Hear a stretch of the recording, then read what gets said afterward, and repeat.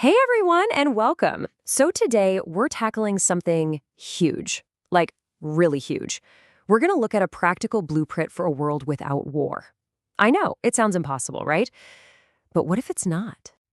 Just imagine that for a second. A world without war. Seriously, no bombs going off, no families split by borders, no one living in constant fear. It feels like a radical idea, I get it. But what if it could be more than just a dream? I mean, a world with plenty of food, resources, knowledge, even joy for everybody. It sounds like something out of a movie. But the core argument we're exploring today is that there's a real, tangible path to get there. And the key? Well, it's not some crazy new technology or a new political system. It's all about a fundamental shift in how we think. Okay, so what's the big holdup? What's stopping us from getting there? Well, it boils down to one core obstacle. It's this huge conflict between two very different mindsets, a clash that has pretty much defined all of human history. And here it is, laid out plain and simple. On the left, you've got the scarcity mindset. This is the deep down belief that there just isn't enough for everyone. And what does that lead to? Struggle, survival, fear, and of course, competition. But then, on the other side, you have the abundance mindset. This way of thinking starts from a totally different place, one of cooperation, prosperity, and sharing. This leads to a really powerful idea. War isn't the actual problem. It's just a symptom of that scarcity mindset.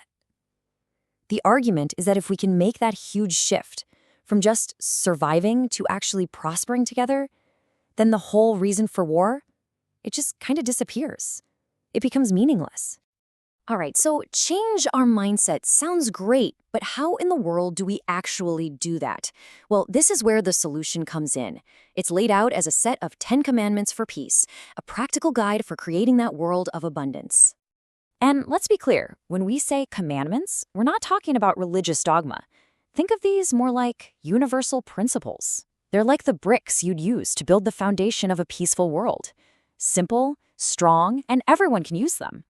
So let's look at the first 5. You've got respect life and freedom, share resources generously, avoid greed, practice empathy, and resolve conflicts through dialogue. You can see how these directly tackle the root causes of war, right? I mean, share generously and avoid greed, those are direct hits on that whole scarcity idea. It's about replacing competition with cooperation.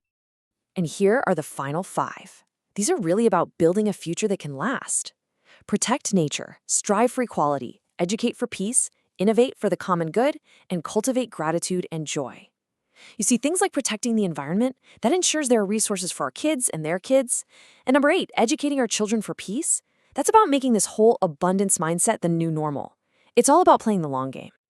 This quote right here, generosity eliminates the very causes of conflict. It really gets to the core of it, doesn't it? Generosity isn't just about being a nice person. It's presented as a strategic tool for peace. Seriously, if we all made sure everyone had what they needed, what's left to fight about?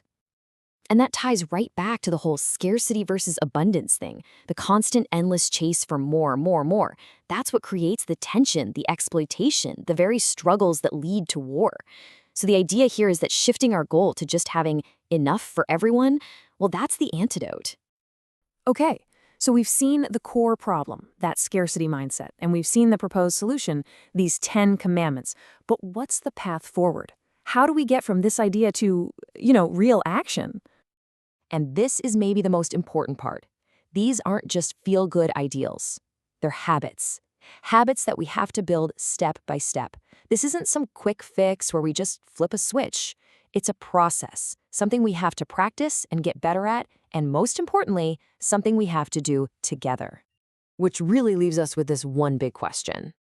Just for a second, forget about all the complex politics and grand treaties. What if the very first step toward world peace is actually something much simpler? What if it's just about changing our perspective? What could happen if we all decided to start right there,